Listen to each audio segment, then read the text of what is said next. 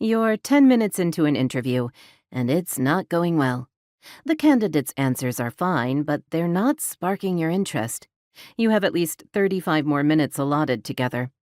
Don't write them off or muddle through wasting everyone's time by continuing on this path. You have more power than you think to bring life back to a lackluster interview.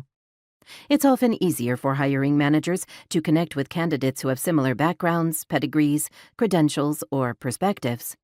In fact, research shows that implicit bias shapes interviewers' perceptions of candidates in profound ways.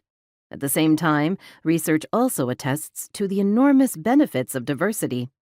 As organizations experiment with new ways to attract and retain underrepresented talent, the job interview dynamic merits further attention.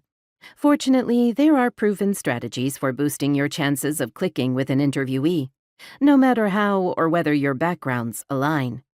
Here are some steps to breathe new life into interviews that appear to be at their last gasp.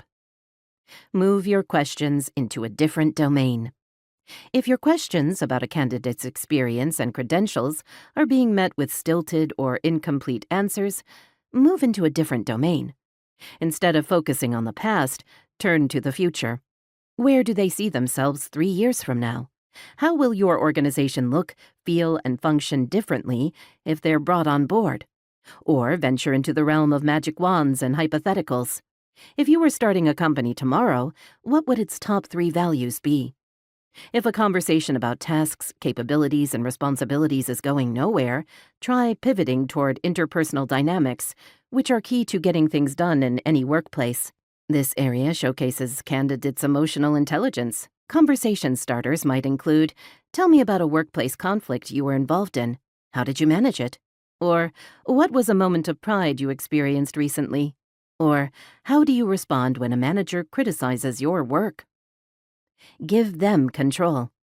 Typically, interviews end with a standard question. Is there anything you'd like to ask me? This, of course, isn't really an invitation to pose the burning questions that are really on a candidate's mind, like, when can I expect to be promoted?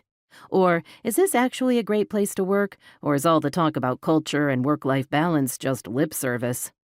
More often, it's code for, here's your chance to dazzle me with a question that makes you look smart and shows that you've done your homework on us.